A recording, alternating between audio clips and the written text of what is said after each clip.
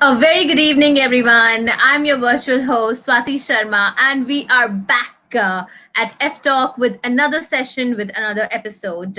Ftalk is a place where we are discovering possibilities conceptualized and curated by Mr. Viki Dharamdas. It is an initiative by Mint Green Events.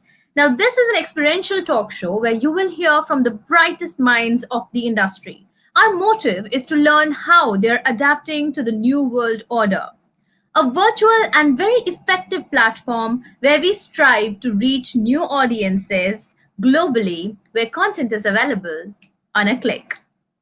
F-Talk is a place where we will share insights and views on how various organizations are planning to work with effectiveness against the impact caused by COVID-19 pandemic.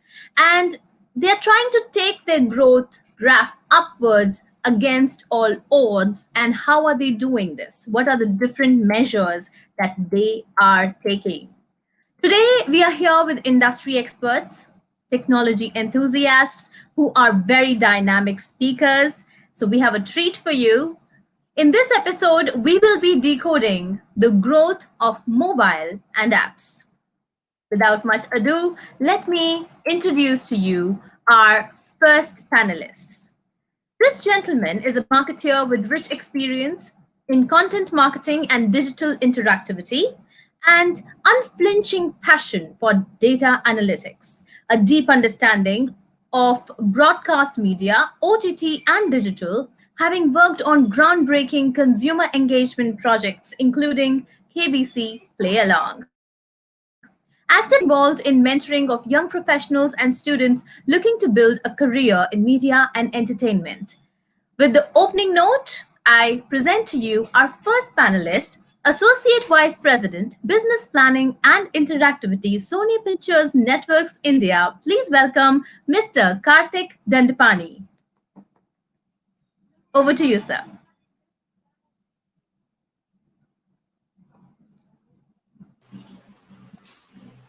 Thanks, Swati. It's great coming on the platform and a great opportunity to interact with the best minds in the industry.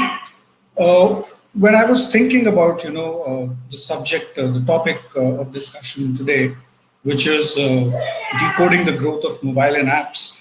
Uh, I was just thinking, going over a few reports of the past, and everywhere it's just about how India has a great mobile story coming up, smartphone penetration increasing, and more access to data.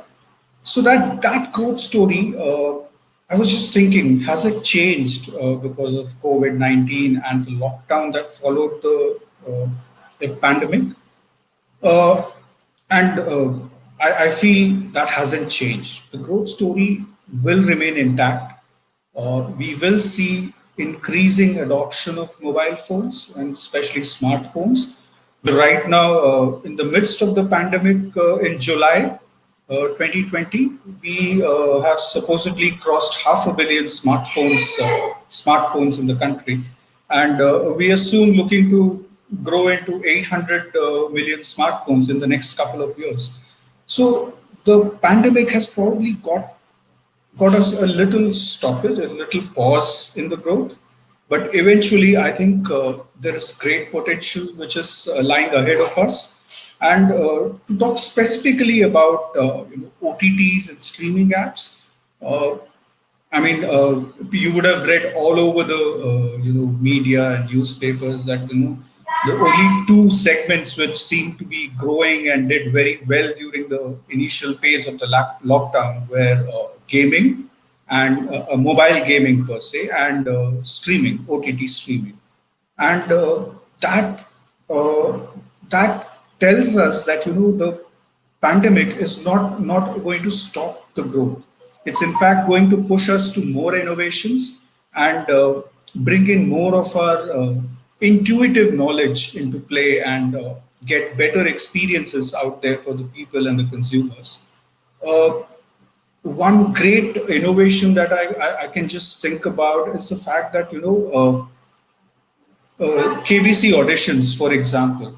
These are auditions which have traditionally been, pen and paper GK exams plus an audition interview at various cities in the country.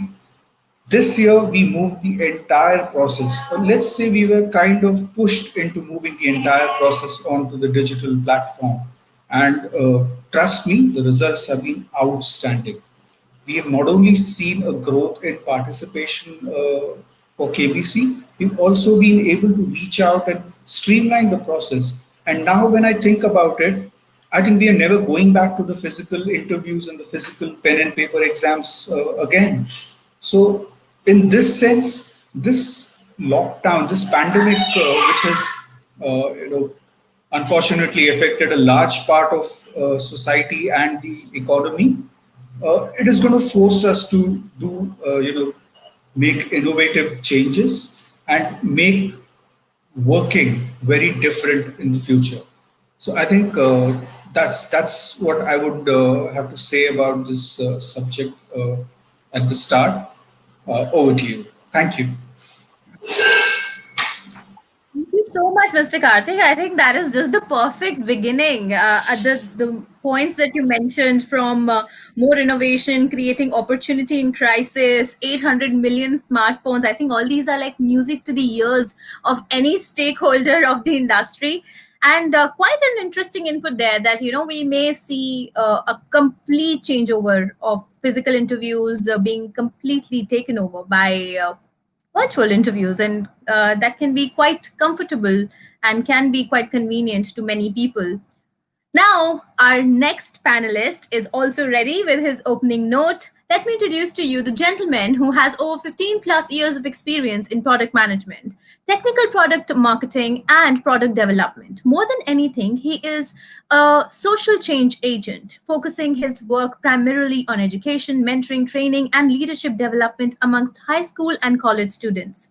For his significant work towards society, he has received many prestigious awards like Gold Medal from Indian Red Cross Society, conferred by Governor of Andhra Pradesh, India, and received a memento from former President of India, Dr. APJ Abdul Kalam, Certificate of Appreciation from HISIA and NASCOM Foundation, to name a few. He holds a master's degree in computer application from University of Hyderabad and master's in business administration from SPJ IMR Mumbai. Please welcome our next panelist with the opening note, Principal Product Manager, Broadcom Inc., Mr. Pravesh Jha. Over to you.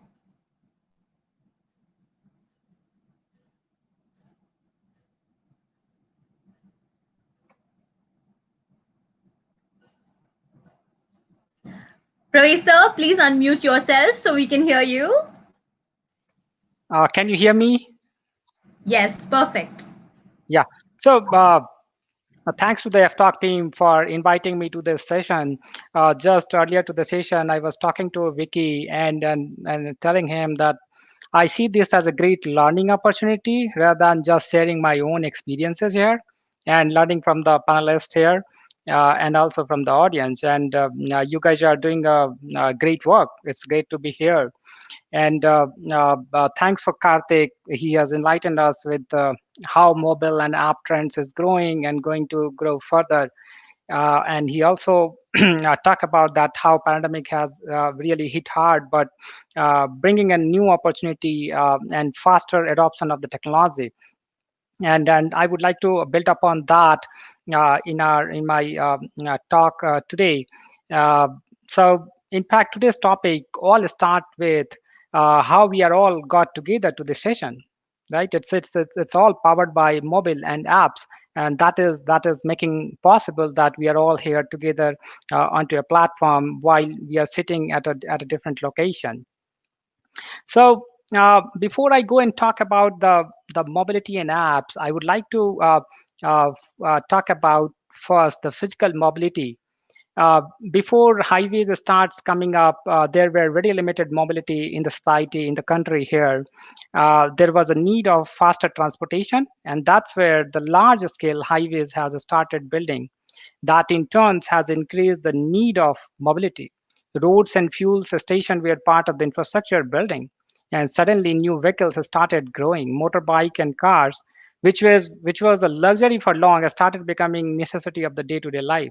And you wonder why I'm talking about all those things.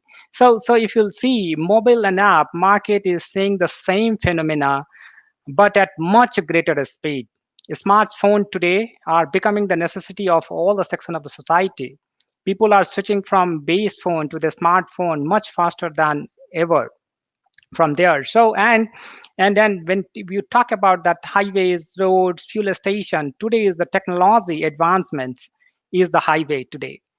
Not only the technology advancement, and at the same time the physical devices, advancement into the physical devices, applications, everything. So that today all that highway of the technology is already there. You can actually go and build a mobile app in just a minute and be live.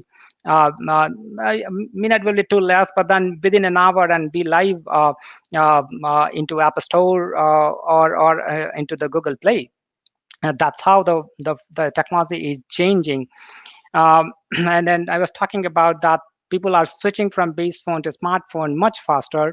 In India, currently close to 30% people uses some or other smartphone, even like low cost smartphone, but they are still using a lot of like the Facebook, WhatsApp, all those applications is largely used even into the rural area of this country.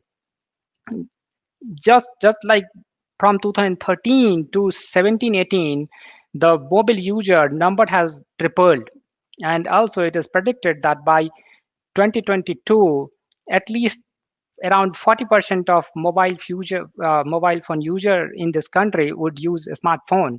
And a survey conducted back in 2017 uh, has highlighted that at least 50% of the user visited one or other social media social network site using their smartphone. And I won't talk much about adoption of TikTok.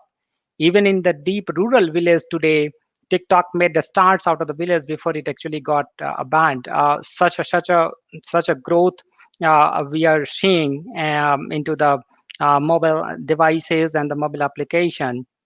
So how is this growth making impact to larger society at large, right? So if you look at it, it is reducing the inequality. All of these social media platform, there is no race, no caste, no color, no religion, no background. People are following each other without asking their caste, race, or which country they are. Even like the very normal people, if they have really, they are able to engage the user into the social platform today. A lot of celebrities are becoming their fan. So uh, when it comes to learning, uh, self-learning is increasing. Karthik was talking about this pandemic, how today the schools are closed, children are not able to go to school. But then you see the advantage of mobile and the application that if anybody want to learn, content is not at all a barrier. Anybody, there is a lot of content available through so many apps, and especially from the YouTube. How it is helping the digital divide over the period of time. So digital divide is going to further fuel the growth of whole mobile and app adoption, as government, various NGOs are working tirelessly to bridge that gap. And the more government works, NGO work to bridge this digital gap, you see there is going to be a tremendous growth in mobile and application app adoption. At the same time, in fact, people themselves are leaving no stone unturned to get to a smartphone and app. And then we all know that necessity is the mother of invention. During this pandemic, the technology adoption is becoming much faster than what we ever think of. Uh, all the research data says that next to food, entertainment is next basic need of human. In fact, sometime in not only in India, all of the developing country, it prevails over food, especially over nutrition. People go and spend money on a smartphone and apps over taking care of nutrition, and that is coming from all the all the research data. Digital banking, payment, demonetization has brought a new opportunity where you see that even rickshawala, thelawala, everybody is taking the digital payment, and they are switching to the digital banking. And with all this thing, what's happening is that new type of business opportunities are growing. That aggregation business today, and everything online. Everything you talk about, anything, everything is going online today. So from here, how is the future looks like? Right. So if you I'm a technology guy, and I would like to actually focus on some of the technology, which is basically fueling the whole of all of this growth. That today we are carrying a supercomputer in our pocket. Just what you need, you just plug them to a TV and keyboard, and it become your it become your supercomputer. In fact, these mobile devices are much more powerful than supercomputer of 10 years ago. And many of the desktops today, they are much powerful now. These devices are much powerful than many of the desktop today, even like powerful than many of the laptop today which you're using. New technology trend like 5G is likely to reach speeds than that are like 20 times faster than 4G, 20 times faster I'm talking about. And what basically with this 5G technology adoption, what can happen is that you can download the entire 1 GB movie in just a fraction of second from there. So you understand that how this technology advancement is going to fuel the growth of and for into the mobile application and mobile devices. There are so many hybrid mobile app development frameworks has already come up. Everything is moving to the cloud infrastructure, so that the developer do not have to go and build anything from the scratch. Everything is getting API-ification happening, and in terms of technology. And then you just have to go and use the right sort of API, and then you don't have to worry about, you just go and focus on solving a business case. All the technology, everything is already available. In fact, the large organization today, they are constantly sharing how they are building new experience and encouraging the developer community to join and build their own application. So these are some of the things which I wanted to just focus upon. In fact, the new trend is that people like, uh, you don't have to learn a new language. All these things are available into the local language. Even Telugu, Kannada, whatever you say today, Google Voice supports everything. And rather than typing anything, the voice recognition is going to be the next thing. All AI, ML, AR, IoT, wearable devices, location-based technology. These are all going to fuel fuel the growth. And I would like to focus on that the revenue from the mobile apps are ever growing, and it's estimated that by end of this year, global revenue from mobile app will reach close to $200 billion, and it will continue growing at much faster rate. So the whole world is open today. With this advancement of technology there, and there's lot like money out onto the table for the application developer, and go and solve the social problem or any business problem there. So that's what actually that these are things which I wanted to highlight today. Uh, so over to you, Karthik. Thank you, sir. Thank you so much, Mr. Jha. I think you have really blown us away with all this amazing information, and we will be diving deeper into this knowledge during the panel discussion. And now I would like to introduce to our audience our next panelist, Mr. Parag. He is an executive director in the Equity Research Division of Morgan Stanley, based in Mumbai. He covers technology, telecom, and media stocks in India and has been in the firm since 2004. Audience, please welcome for the next opening note, Executive Director, India TMT Research, Morgan Stanley, Mr. Parag Gupta. Thank you, Swati, and let me thank all the viewers today for joining this session.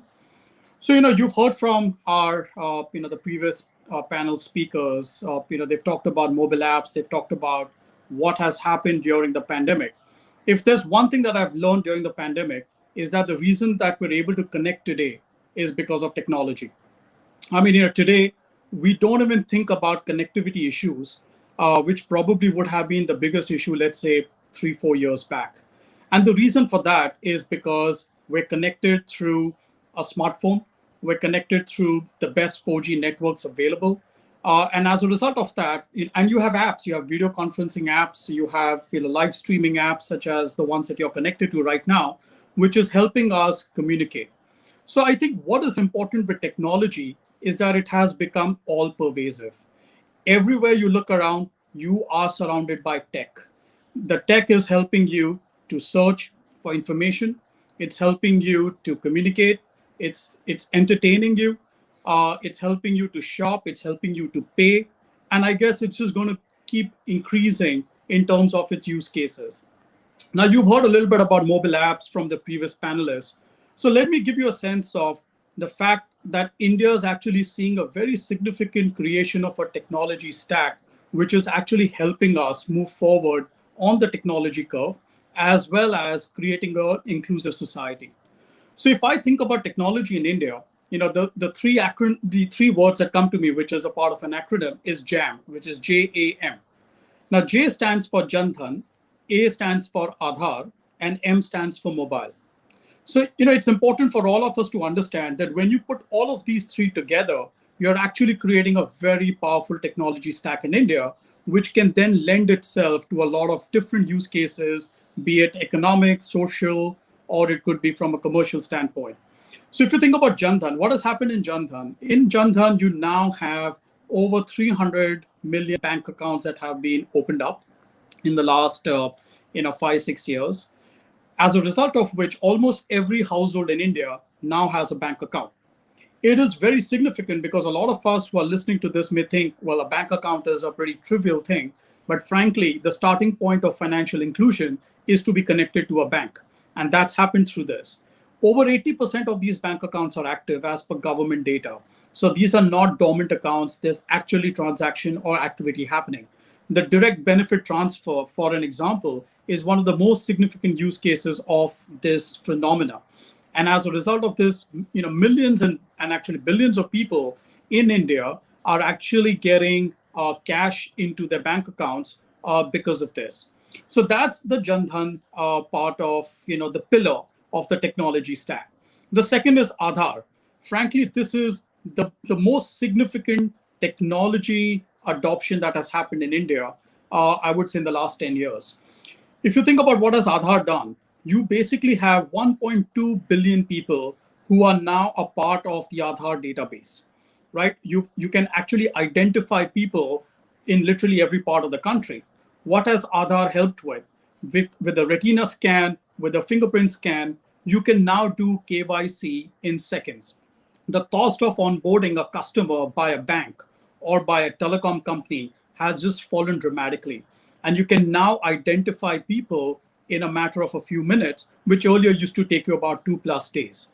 The reason why a lot of telecom companies or banks have actually been able to reach out to a large audience is because of Aadhaar, and that has helped you in performing KYC as an example. And now this can lend itself to many more use cases, be it tax filing, be it an e-locker, and so on. And the third is mobile. Now, obviously, this part of the session today, talks a little bit more about mobile. Now, let me give you some interesting statistics out there. Interestingly, 4G in India is a very recent phenomenon. You really started seeing 4G networks proliferate since 2016. So from that perspective, we're probably about 4 to 5 years into the whole 4G phenomena. In 2012 or 2013, roughly about 3% of all internet users in India were on a 4G connection. That number has now gone to over 80%. So 80% of internet users in India are now connected through a 4G connection. So that's point number one. Point number two, you now have almost a 50% internet penetration in the country. This has largely happened because of smartphones coming into the country and because of 4G proliferation. As a result of which, over the last 5 years, India has added one new internet user every 2 seconds. So that's actually, let me put so that's the other important phenomena. And the third is that because of new apps coming through, you've now seen a situation where you can do a lot more on the internet than what you could do several years back. And as a result of which, data consumption has gone through the roof. You now have an average data consumption of almost 15 gigabytes per subscriber per month, which used to be about 1 gigabyte about 3-4 years back. So clearly, consumers have a lot more that they can do online, and the enablers of technology adoption have actually significantly multiplied. Now, when I talk about when you talk about mobile apps, I think one interesting question I keep getting from a lot of foreign people who are looking at India is that what really is happening in the app ecosystem and how is it different from the West, especially from the developed countries. I think the interesting statistic out here is that when the iPhone hit the market for the first time, which was sometime in 2008, the internet penetration in India was only about 8%. In China, it was 23%, and in the US, it was in excess of 70%. So, the interesting point is that India is a mobile-first country. People have really come onto the internet for the very first time through a mobile, a form factor, which is very different from the West because they've actually been using websites and they've been using desktops for accessing the internet. So that's one. The second is that India's literally leapfrogged the 3G technology era. We were mostly 2G, as I mentioned, and we're now 4G, which is a much better, much efficient technology. As a result of which, a lot of the people who are accessing content on the internet are essentially doing it on their mobile for the first time and through a 4G connection. And that makes apps very important. Because unlike a website, when people were on desktops, they used to go to a website to do travel bookings. They went to a different website to search. They went to a different website, to probably make a payment. But if you think about what's happening in some of the emerging markets, and India could be one of those, is that people are essentially accessing the internet through an app. And if that app is helping you to kind of, help you do a lot more at the same time, that kind of translates into a super app ecosystem. So I would say that we haven't really seen that yet, but we've definitely seen that in China, where people would like to go to one app to do many things because it just improves your overall, I would say your overall experience on the internet. So I would say that that's another interesting development that we will probably get to watch in India over the next several years. And then finally, what has the pandemic taught us? What the pandemic has taught us is that technology adoption is going to become even more important than what it used to be. So if you look at e-commerce as an example, and we all shop online, but it's interesting to keep in mind that e-commerce penetration in India is only 4%, which means all retail sales that happen in India, only 4% happen online. You look at China, you look at the US, that number is in excess of 20%. So clearly, there's a massive runway for growth for online in India. Almost 60% of all air tickets that are bought in India are bought online. So we can probably see a massive increase in online adoption. India is an unorganized market. Technology will help in organizing the market. And just like what we've seen happen in other parts of the world, I would say that technology is actually going to help India move up faster, will help productivity, will help efficiency, and at the same time will bring in a larger assortment of goods and services that were possibly not available to different parts of the country. So with that, let me hand it back to Swati.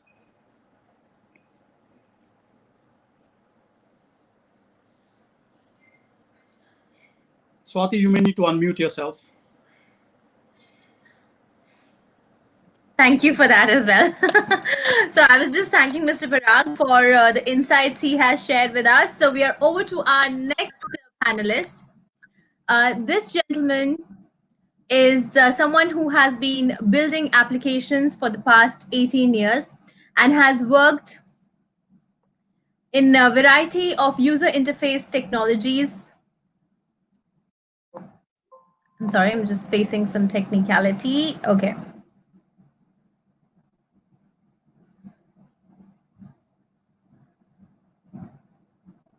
Yes, and we are back. So the gentleman I'm about to introduce to you is someone who has been building applications for the past 18 years and has worked on a variety of user interface technologies from Java, .NET, Web, iOS, Mac OS to most recently Flutter. He's a Google developers expert for Dart, Flutter, and web technologies.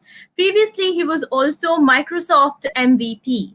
He has authored two books on front end technologies and created several online courses. Of late, he is actively building MobX.Dart, an open source state management framework for Flutter, which became a Flutter favorite. He has also developed a macOS app called QuickLens, which is popular among UI and UX professionals. It is available on the Mac App Store. When time permits, he also likes to sketch on his iPad and play ping pong or badminton. Audience, please welcome for the opening note, Senior Technology from Publicis Sapient, Mr. Pawan Podila. Thank you, Swati. I hope you guys can hear me. And thanks for inviting me to this forum, with such esteemed speakers. I think they all shared very interesting perspectives, and I think I learned a few things from Parag, Prakash, and Kartik. I think they all have very interesting ways in which they're looking at this particular pandemic, and looking from their own lens of business and other marketing opportunities they see for themselves and for India. I'll add my few cents over here. I think as being an app developer and being in the software industry for that long, what I'm seeing is that the pandemic is kind of throwing a curveball in terms of user experiences. Right? I think what people expect now from mobile devices is a lot more than simply doing e-commerce. I think they see it as a platform for which they're going to transact in a lot of different ways. I think it's definitely a fantastic communication tool, but also is going to become a tool for education. It's going to become a tool for entertainment, and pretty much doing almost every human need that you have will eventually be served through some form or the other through mobile. Obviously, we don't want to get there, but what we're losing in the process is a personal connect, right? I think many of us will probably miss the office, probably would want to interact with humans a little more. But the virtual economy that is building around mobile and apps because of the pandemic is something for here to stay. And as Parag mentioned previously, right, you have this 5G which is going to come in very soon, which will change the way which information will be transmitted, loads of information getting transmitted very quickly. So I think there's a lot of opportunity for India as a huge marketplace in terms of creating new startups and disrupting the way we usually think about retail and consumer markets. And the kind of technologies which are being introduced right now with things like Google Flutter, what Apple is doing with all of their frameworks, I think it is improving and kind of elevating the whole user experience to a level where people can almost see science fiction-like interfaces on their screens.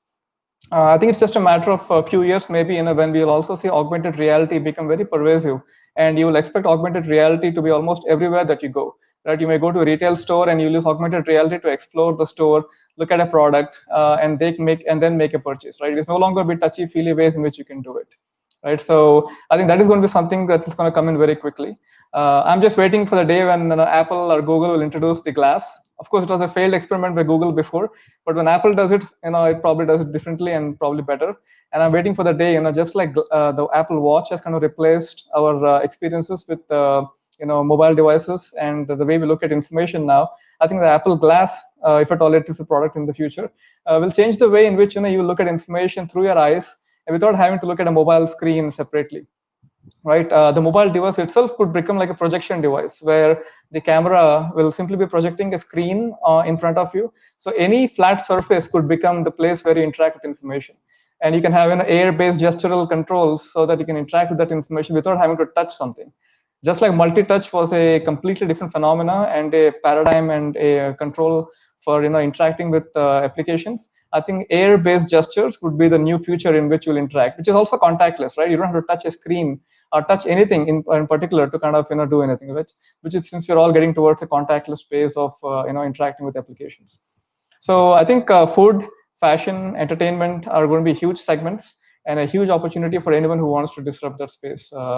And I think we can talk more as we go into this panel discussion, but I thought that's my perspective for being in the software industry for this while.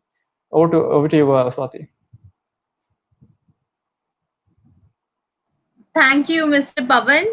I guess from acronyms like JAM to technologies from the future, there is going to be so much to cover in this one panel discussion. We cannot wait to start it. So we must begin right away. Hence, I am off to introducing our moderator. Ladies and gentlemen, the co founder and CEO of Mint Green Events, who has curated this infotainment show, the F Talk show, which is discovering possibilities. The gentleman who has a track record of 23 years of experience in the media entertainment industry. He plans on creating an environment that flourishes and nurtures amazing experiences for our clients. Please welcome our moderator, Mr. Viki Dharamdas. Over to you. Yeah, thank you, Swati. Honestly, when I was curating this event, we never thought that we will have such a great panelist coming on board and sharing ideas which are really priceless. So it's great to be here. And yes, without wasting any further time, I'd like to start the panel discussion. But before that, there's a very interesting information which I'd like to share with all my audiences who are with us right now. So I would like to start with the video. I'm pretty sure it will be an exciting one, informative for everybody who's watching us. So let's look at the video.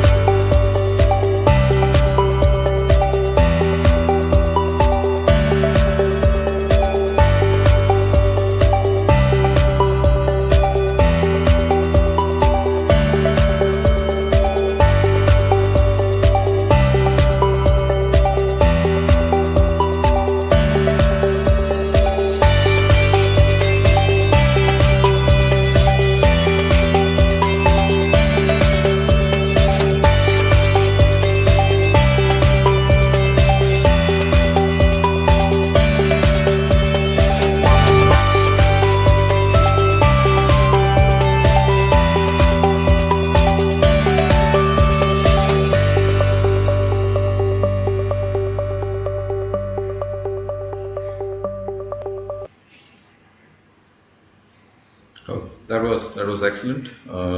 Let us have all our panelists on board, so we can quickly start the discussion.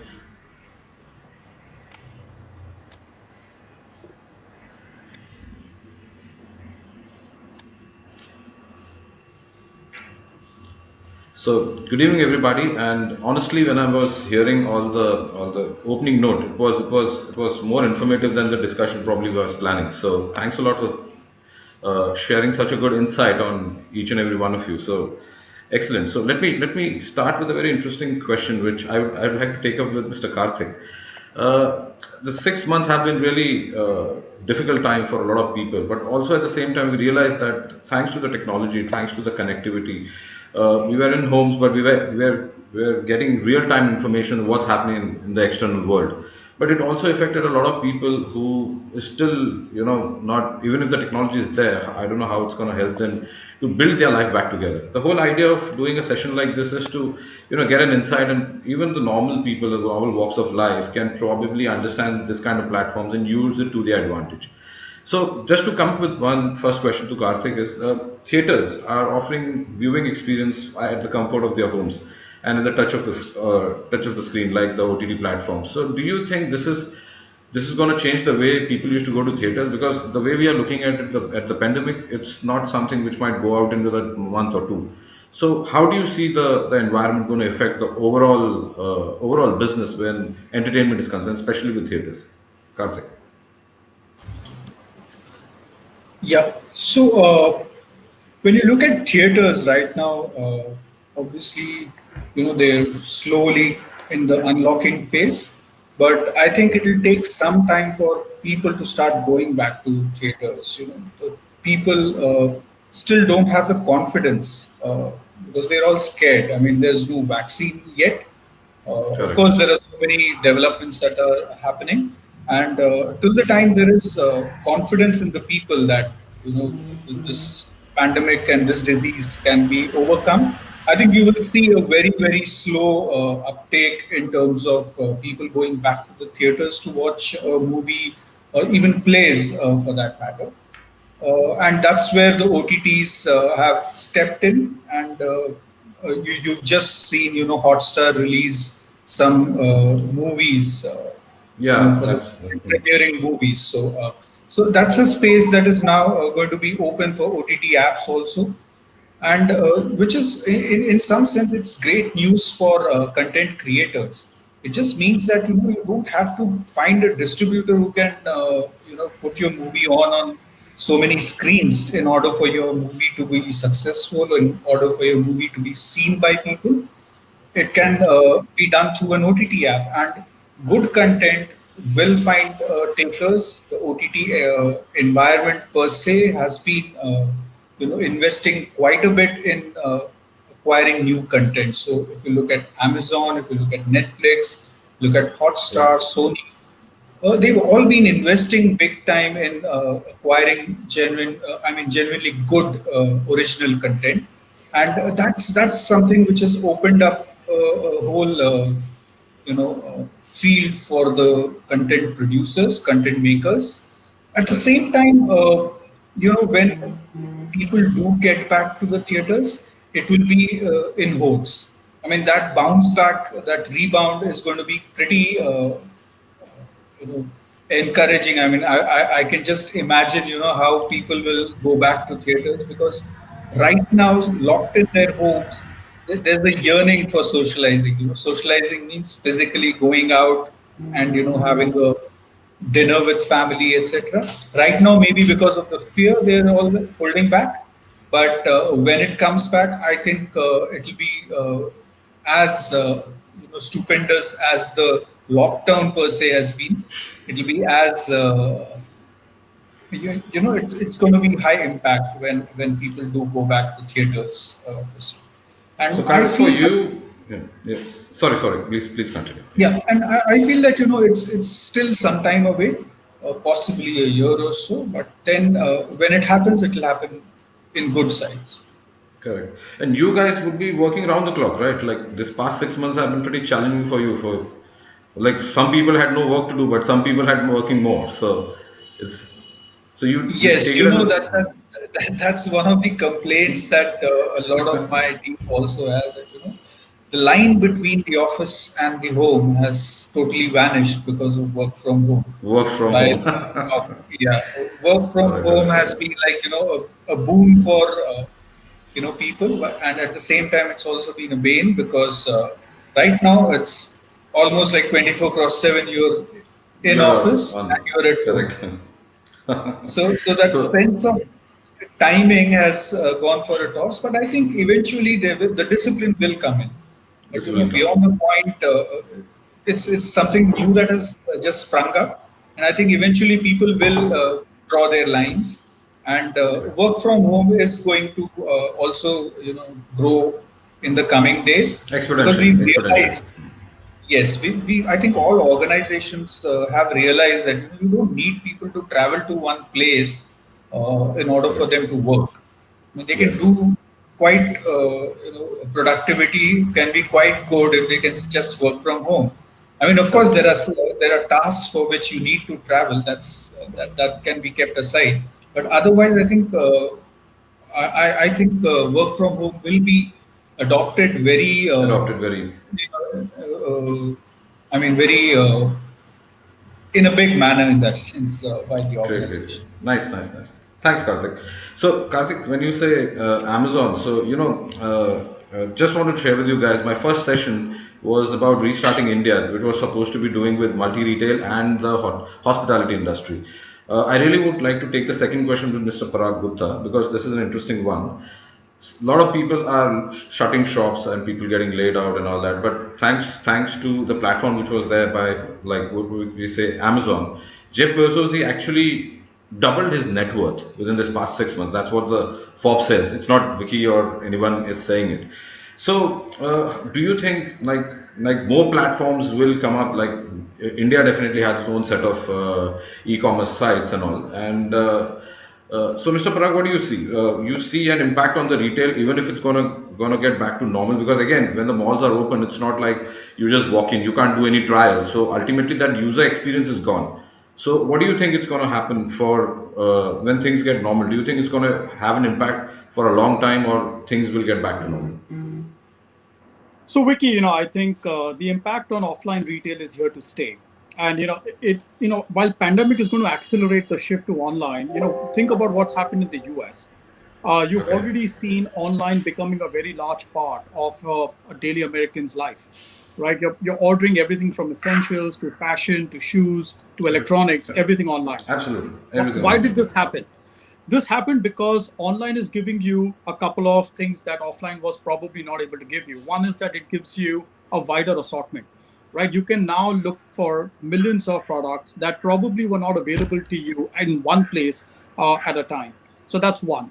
The second, it gives you the comfort of ordering stuff, back at your doorstep. Now you don't have to necessarily go out every time to buy toothpaste and toothbrushes, right? I mean, that's not a pleasurable Correct, correct. That's not experience. experiential. That is not experiential. Yeah.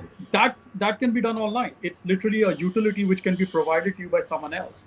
And the third, I guess, is that in India, more specifically, is that the overall retail market itself is extremely unorganized. It's fragmented. So it's not an experience that everyone would like, because if you were to drive down, you probably don't get parking, right? Or there is no mall available, or there is no supermarket available in the city that you live in. So to that extent, in India, this is a bigger issue.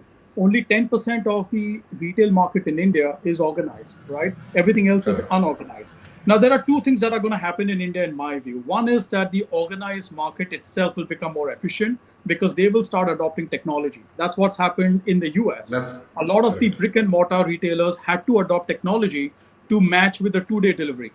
And when they got to 2-day delivery, they had to compete for 1-day delivery, because that's what Amazon kept doing. So that's one part of it. The second part that's going to happen in India is that the Kirana stores, the local stores, we call them the mom and pop stores, will have to Correct. adopt technology. Now that process has Okay. already started. You are going to see Okay. the Kirana stores onboard themselves by using technology. And as a Okay. So it result will of get that, to that level. what they can It will do is get they to can that level. yeah, Yeah. what they Sorry. can do is Yeah. they can provide you hyper local delivery. So it's not about 2-day delivery anymore. It's going to become a 60-minute or a 90-minute delivery.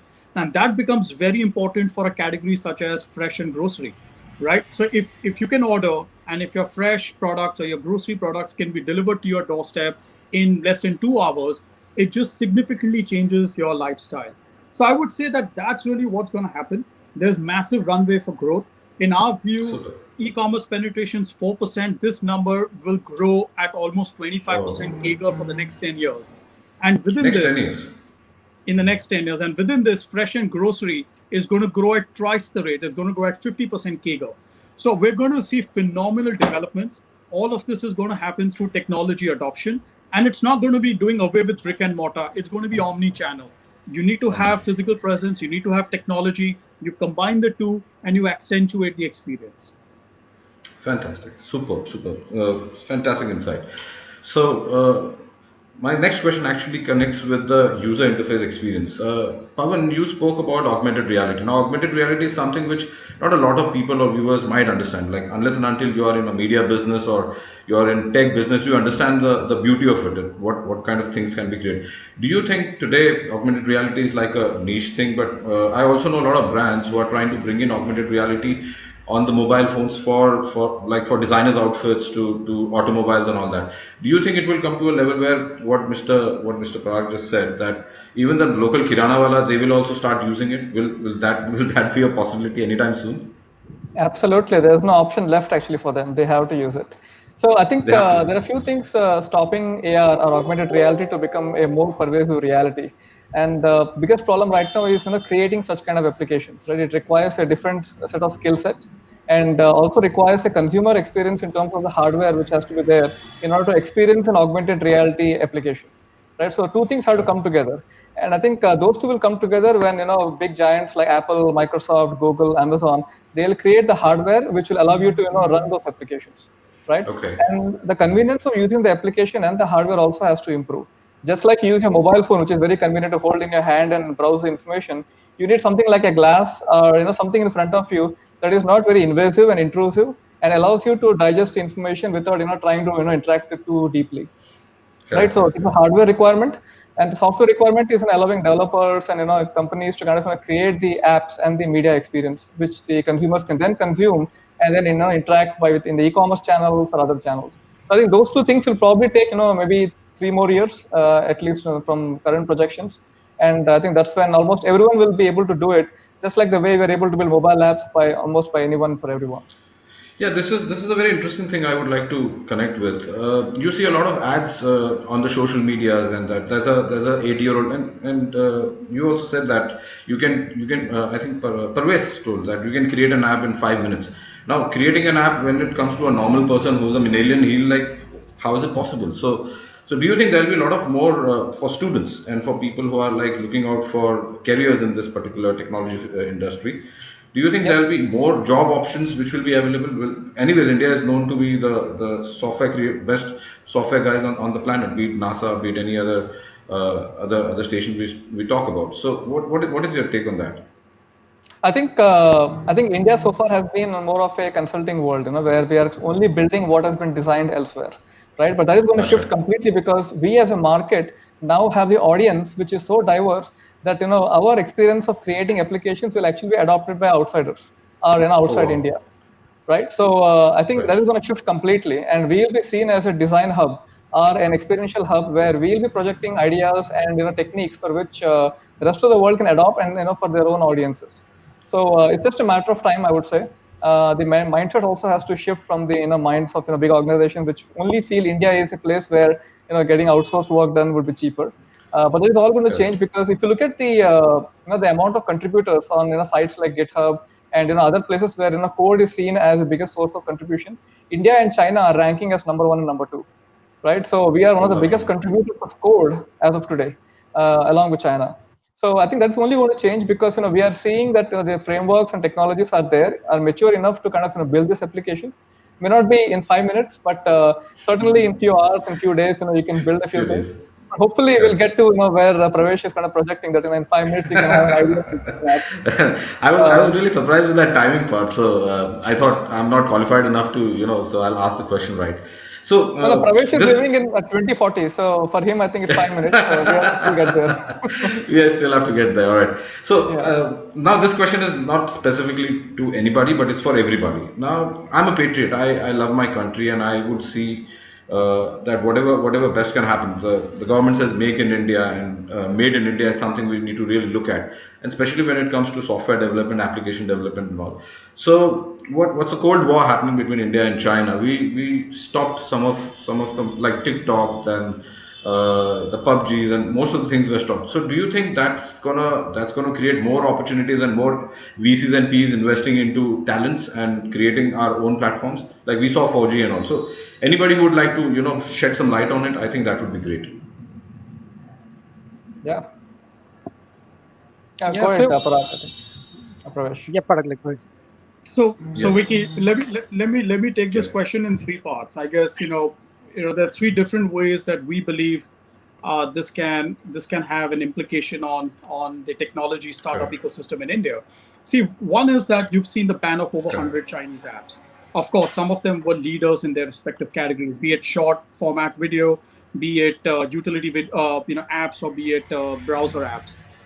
There are going to be some Indian apps that will probably come up and will rise up to the occasion, but they were significantly smaller. So I think there is a vacuum there, but we probably will see some other players come in and try to occupy that spot as well. So we'll have to see how that evolves. The second, which I think was quite important, was funding. Now, India, over the last 6 years, has received over $50 billion of venture capital and private equity funding in the unlisted startup ecosystem. Now, that's a lot of money. But having said that, what happens is that this funding comes in cycles. So you had a great cycle in 2014-15, 2016 saw a massive dry up in funds. 17 was good, 18 slowed down, 19 was okay, 20 was going to look okay, but I guess the whole Yeah. funding tap that has been dried up does create its own challenges. So we'll have to figure out how we are going to take away this issue, because 2018 and 19 was marked by some significant investments by Chinese investors, be it financial or strategic investors. And then the Correct. third is on the telecom side. Now, obviously, a lot of there's been a lot of conversations on telecom equipment. I would say that that to me is a less of a risk, because we have some imports coming in from China, but that's not significant. There's a lot of imports coming in from European manufacturers as well, and I think that's going to be less of a worry. So I think funding to me looks like the most important area that could create some issues in the startup ecosystem. But I think we'll have to wait and watch how that evolves. Lovely. Fantastic. Anyone else would like to put their perspective on this particular topic? So yeah, Vicky, like so when it comes to technology, what's happening is the so what Pawan was talking about is that the IT industry here in India started with all the outsourcing or low, if you'll say like low value job, and then it is suddenly incrementally moving to high value work. But then over the period of time, what happened is that the lot of patent has been filed in US, lot of patent has been filed in China. So in terms of that, what's going to happen over the period of time is that a lot of actually there is going to be a technology war, right? When you are looking at the robotics, you are looking at the machine learning, AI, all of these things which is used today. The TikTok was one of that. They have used machine learning, they have used artificial intelligence, right? So a lot of these fundamental technology has been developed outside India, and a lot of patent has been filed. So we have to also look at that how it actually go in next 5-10 years, where is there going to be a technology war that even if you develop something here very fundamental, possibly you start seeing that there's a court case coming for those technology. So it's like very very important for us that we also do that core work and start filing a lot of patent in India, which will actually take us to the next leap, which actually Pawan was talking about, the kind of work. So I just wanted to basically highlight onto that the impact of like you can go and ban a lot of application, right? But the problem is that if you have a lot of patent which is filed outside that, you will require those technology to use it to get to the next level sometime. So that's very fundamental. I wanted to just add it to this topic. Fantastic. Yeah.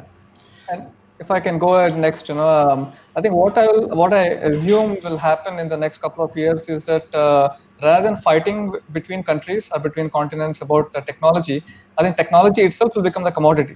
And what will happen is more of a partnership and localization of the apps per regions, right? And this will result in getting the audience, getting the market and economy to boost in all the places wherever it can make the money, right? So rather than fighting for technology and banning apps, that is just a temporary phase, I would say. Right? People are still trying to realize and trying to ban each other and trying to take over a market which has been currently been incumbent by somebody else.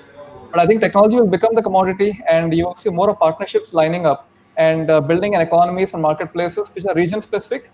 And where Pravesh mentioned about the patent wars, right? I think those also will be licensing deals and royalty-based deals, so that you can start building region-specific applications using technologies which have been developed by other countries. Fantastic. Yeah. Yeah. Karthik, you have any insight on this?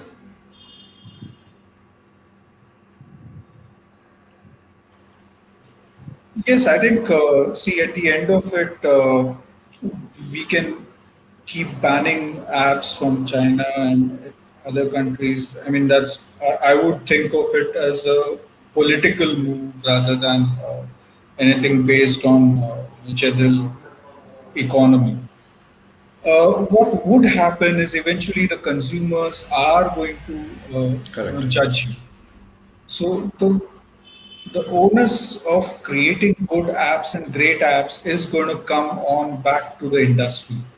We Correct. will have to deliver. The tech teams in India, they will have to live up to the reputation that we've created over the years, that we are great techies and great at software and coding.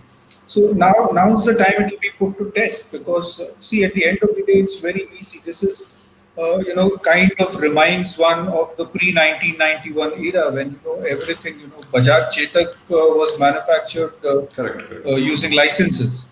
I mean, like we can't live in that kind of an environment and expect to be competitive. So to be competitive, I think this is a good opportunity if the industry makes one of it to quickly scale up to the standards that the Chinese, as the co-panelists mentioned, that they are at a certain level of maturity in terms of their app development. We have to quickly scale that, and this is a great opportunity if you look at it in that Fantastic, way. sir. So I think this is what I think about banning of So apps. It's great to make in India. It's absolutely great, but quality quality has to has to come back. come back. So Pawan, just to add on to what the insight you guys have shared, as Parag said that the funding pipeline has dried up. Having said that, do you think it's a combination of funding and intellect both, or it's like we have what it takes to make it, but if we have the funding also, we can beat some of the best apps which are created in the past or banned or whatever. Yeah, I think it's a combined problem, right? I mean, unless you have the funding, nobody has the incentive to build something and the capital to actually make something which is for the marketplace. So Correct, it's correct, actually a correct. dual pronged approach over here. So you have to have funding for sure. Nobody is so generous that they will spend months together, working for free and build something for the marketplace without even knowing if Absolutely. that thing will actually work or If not, things right? going to work or Uh, not. So that's where the yes, government role will be very important, because I think as absolutely. China policy, they really invest into technology, and they support the people who are actually doing it. That's Yep, a that's and I that's a think good our insight. government is also kind of getting there with made in India, Atmanirbhar approach to building platforms. And I think what we Correct. need is a platform where data becomes more easily accessible and easier to consume. But I think right now we have so many different APIs for so many different data formats, and I think everyone is like siloed right now. Everything is siloed, right? If you want to Correct. make an app together, it requires you to connect like 10 different things. Just open up your Correct. Correct. browser Correct. and Correct. open any e-commerce site.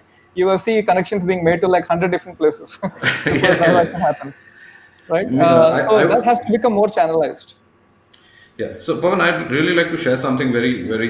You guys speak a language which a normal person will take some time to even understand. So when we talk about coding and creating an app, I'll come from a standpoint where we are millennials. Like not a lot of people were tech savvy. Today, I'll give you an example. My kid might be 9 years, and he knows how to use an app than probably my wife or someone who's like a millennial.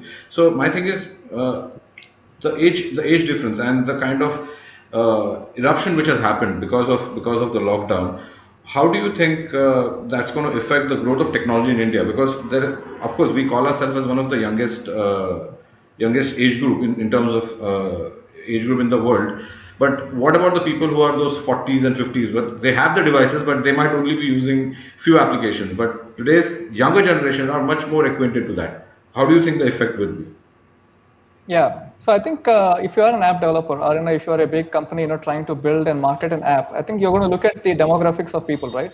So if you look at the millennial population, obviously is going to be maybe an order of magnitude different than the population of the 40-year-olds and the 50-year-olds, right? So just from an economic standpoint, it makes sense to target an audience which is much larger in size than an audience which is kind of on the shrinking end, right? But that said, they are also a very valuable audience to have, and it Correct. requires looking at your design perspective of your application very differently, right? The millennials can adopt to any kind of interfaces very easily because they are just so absorbent of new things very quickly. They're like a sponge, right? Just waiting to Correct. consume new kinds of content. Whereas the 40-year-olds and the 50-year-olds, for them it requires a little more of an education, and it requires Correct. adopting things at a design level so that we make apps more inclusive for such kind of audiences as well. So it's a challenge to the industry to actually include such an audience right from the early stages so that they are not missed out in the marketing aspects. Perfect. That sounds great. There's one more insight I wanted to share, and it's an open question. Everybody can probably share their. There was a data within the past 6 months. I don't have the exact figures with me. The online scams and online cheating has gone tripled because of people were like sharing the CVV number, and those kind of things have happened. So you guys are into technology. How do you think certain protocols and steps can be taken so that can be reduced? The dependability is there. I can tell you, I had spoken to a friend of mine. He wanted to order a particular Bluetooth headphone, and the money was taken from a particular site. The thing was never delivered, and you can't go and cash it because most of the guys, like certain applications, they're not based out of India. So how can those things be addressed? When we say, okay, yes, this is the future, this is how the platform is going to work. Everybody is going to be connected with technology. Leave the Zoom calls and the WhatsApp calls. When it comes to commerce, how all those things will be addressed? Yeah, I don't know if I can go for next. I don't want to monopolize the channel here, but I think security is going to be a huge concern for almost Huge everyone, concern. right? And we Right. have to actually move away from this concept of passwords and CVVs and fixed numbers. Things have to become more virtual and random and just for the transaction, right? So rather than creating a CVV which is kind of common across multiple transactions, you have to create a security protocol which allows you to create an on-demand per transaction based handshakes and codes, right? So you don't want to rely on something that can be hacked. A password can be Okay. hacked, a CVV can be hacked, an OTP can be hacked too, if you are sniffing it on a network. So you want to create mechanisms, which of course is a challenge to the industry right now, which are randomized passwords and on-demand per transaction passwords and codes, which are transacted so that there is a very clear authenticity to the transaction. At the same Okay. time, there has to be some kind of governance model so that not everybody can become a vendor and start taking transactions online, right? So you don't want your mom and pop shop or someone sitting in some random country sending you a transaction and a link which you can transact on and make a order. So you want to have some authenticity from there. The government will have to step in and ban certain kinds of vendors and include certain kind of vendors.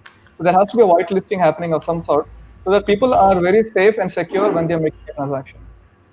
So you're saying that government intervention will be, of course, yes, this is something which they are supposed to be looking into, but there are plans where it will become easier and all those checks and balances will be created. Fantastic. Yep. Honestly, there are so many questions coming up, but I don't think so. We have a lot of time to do that. So I would like to take you to the next session of ours. You will not believe how many questions I'm getting actually over here. So this is basically the questions I'm getting from the audiences. So let me start with Mr. Karthik. So Mr. Dhaval Bhushan is asking a question. He's an audience who's watching us right now. So that's it. The question is already there. You can read it. So, Karthik, you're first. Then we'll go with Pawan. What is your take on digitizing the driving license document? Wow.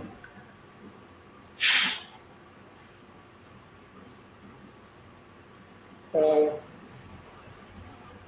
I think I saw a question which was related to Netflix. Am I? Yeah. 1 second. Are Yeah, you correct, referring to correct. No, that? 1 sec. I Your guess. question is yeah. I'll ask you this question. Actually, that is not for you. Will OTT Okay. platform releasing movies will impact the economy of entertainment industry? Okay, that is I think where we started. But there's this guy called Mr. Dhaval Bhushan asking you this question. Yeah. So yes, Dhaval, it will impact the economy and it will impact the entertainment industry in a big manner.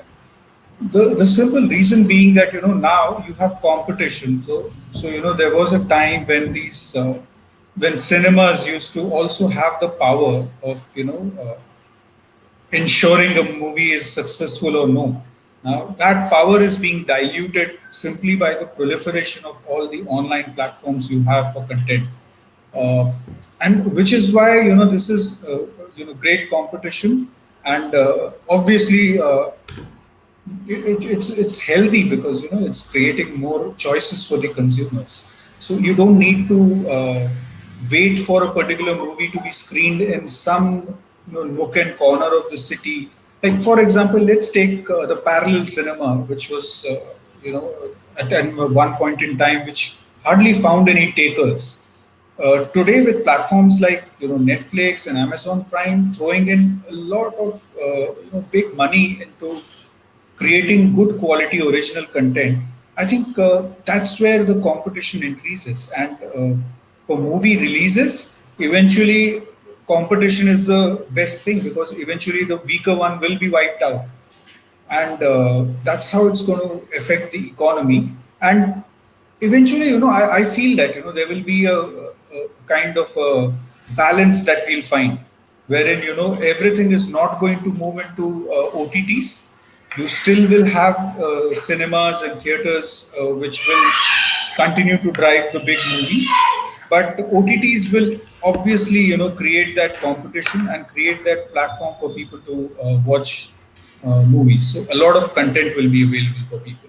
So ultimately, if the consumer is happy, then I think all of us, all the various modes of watching cinema are going to do well.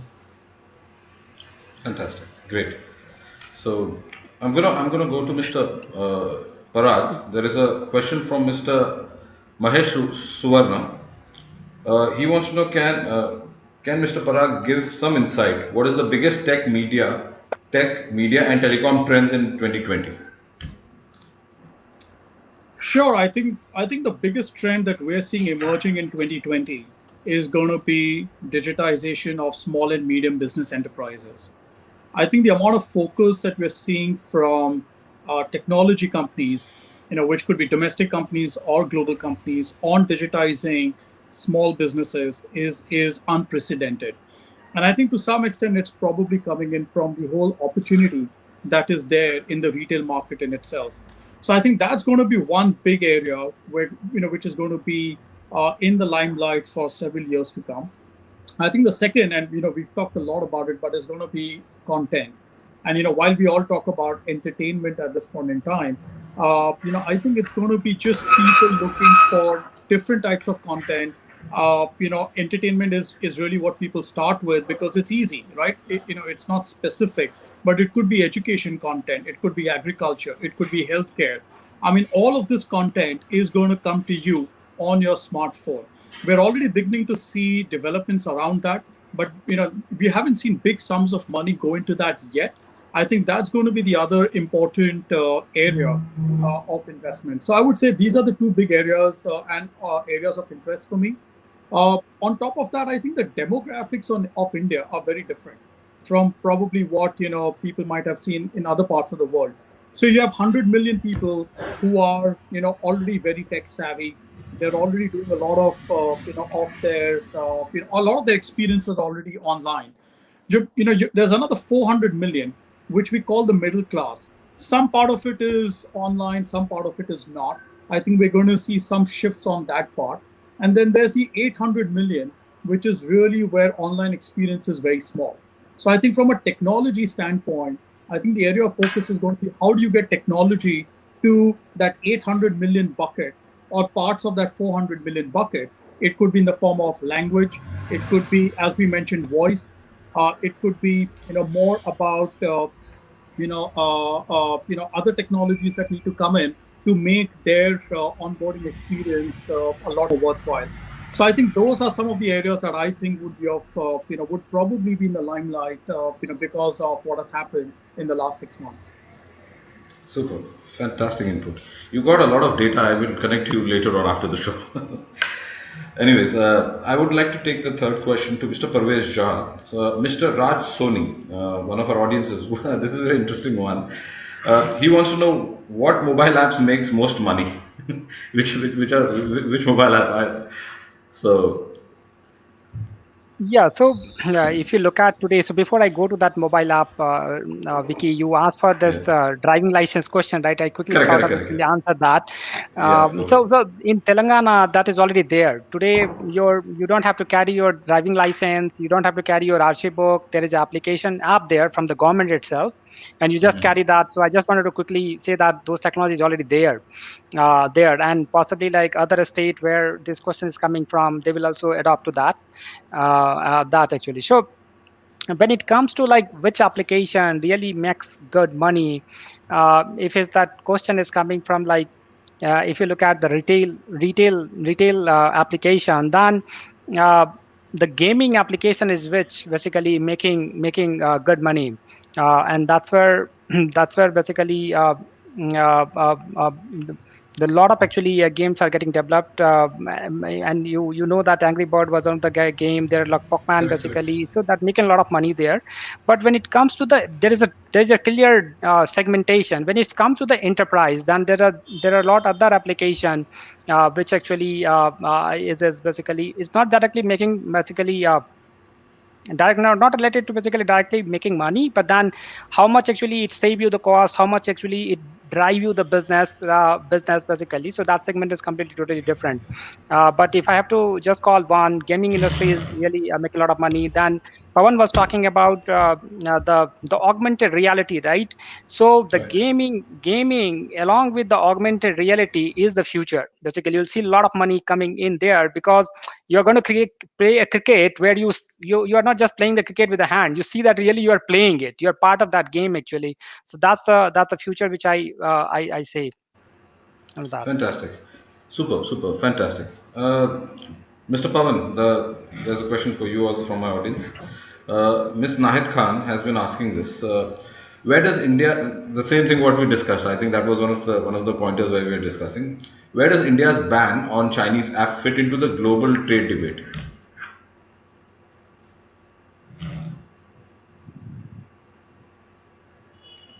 So this is something I don't think I'm best informed to actually answer.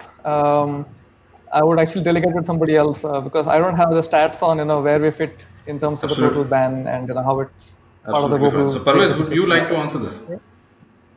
Yeah, so like it's like the political decision which we are talking about. The other panelists was talking about. So if you'll see, uh, uh, we are already started seeing that trade debate onto these things. So if you look at this, banning all of these application is not going to help.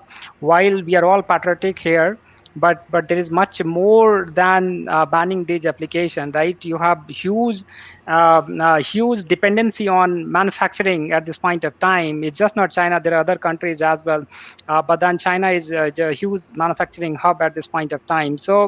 Uh, so these app basically people at a large knows because they use it, but then there are businesses, right? So if you look at in terms of value, it's like hardly 5% or 10%, but then in terms of monetary and the revenue or the cost, basically the enterprise is seeing is that basically is the much bigger, which actually business hub understand, all of the large telecom sector understand it very well, thermal industry understand it very well, that where they are getting all of these items basically. So it is really much bigger than what we are seeing at this point of time. uh, Viki. Cool. Fantastic. Just to actually I'll little re- bit basically, not to basically get into a lot of political No, debate. absolutely not. That's not the idea. We are an inspiring platform. So whatever we say should inspire people who are listening to us. So, anyways, I always wanted this to be a more dynamic one. I thought you will be also interacting with each other as a panelist. So, but we're short of time. But before I conclude the session, I believe it was a beautiful insight from the financial point of view, from the OTT platform point of view, from the technology like augmented reality might shape up the way future shopping experiences. I think it was fun, but next time probably if I get panelists like you guys, I would probably extend the schedule time. So before I conclude, I really want to thank each and every one of you for coming on this channel, giving your valuable time and your knowledge and insights. I'm pretty sure all my audiences would have loved this, especially anybody who's to do with technology or plan to get into this industry. It was great to having you guys over here. And anything you want to say on the closing note before we sign off? I would just like to thank you, Vicky, for organizing this. Thank you to all My the pleasure. viewers for taking our time and being on this. I would just say that technology is now all pervasive. It's all around you, so you can't avoid it. You can't avoid it. There were questions about people, if they're too old to adopt technology. I think, over a period of time, you're just going to get used to it. Correct. It's a bit like you don't know how to drive a car. Eventually, you need to learn it if you want to move around. I think that's what technology is going to do to you as well. Having said that, the millennial population, use them as your tech teachers. Ask them to help you, onboard yourself, because Correct. what it does is it makes your life easier. It makes your life more productive. It makes your life more efficient. So let me stop Absolutely. there. Yeah. Fantastic. Pavan, any closing note from you guys? Yeah, I think all I would say is, India is just on the inflection point of a massive transformation. COVID-19 has only accelerated that particular fact. And in the next few years, you will see that India will become the next superpower in terms of technology and creating new Wow. ways in which we can interact with content. Super. Fantastic. Karthik? I think Pawan and Parag have quite nicely summarized what I feel about the situation as well. Technology is going to come in and it is going to move our Big lives in man, a big correct. manner. And changes, we should be open to changes, and I think in the next few years we will see massive changes in terms of adoption of technology and the way our life is Of technology. transformed because of Fantastic. new technology. So, Parvez, any closing Yeah. note from you?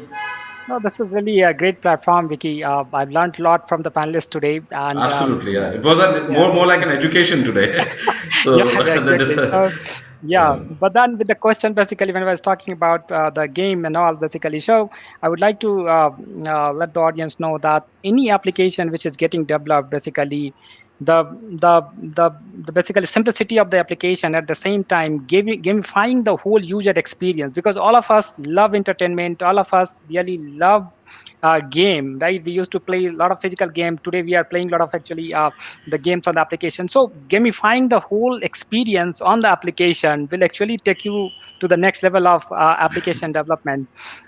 So I just wanted to actually highlight that note, Vicky.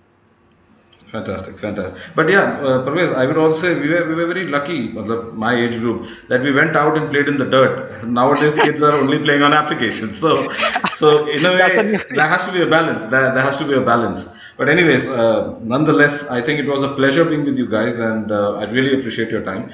Thank you very much for coming on F Talk Session 2.0. There are so many questions. Probably I'll be emailing it to you and then putting on for my audience, because a lot of them are asking. We need to ask this. I need to. And we are really short of time. So thank you very much. I think we should get in Swati. She'll be doing the closing. Thank you so much, everyone. Thank you, Vicky sir. I guess this overall experience has been really educational for all of our audiences, and we could just see their engagement, and we know how many questions are I still mean, pending. yeah, we can't take them. We will probably have to address it later on here. So But this curiosity is great. I think we have made a very good, balanced observation of the challenges as well as the opportunities. fantastic. Yes, and I would like to thank Mr. Pravesh Jha, Mr. Pawan Podila, Mr. Parag Gupta, and Mr. Kartik Dandapani. The insights you all shared were exactly what we needed to hear, and we feel so inspired, and we appreciate you making the time in your busy schedule to speak to the audience members. We would like to thank our supporters, the brands like Morgan Stanley, Broadcom, and Quick Lens. We would also like to thank our radio partner, Radio City. For more updates, audience members, follow us on Facebook, Instagram, LinkedIn, Twitter, and YouTube. Stay tuned for further more of such sessions, such insights from the F Talk show. This is your virtual host, Swati Sharma, signing off. Thank you.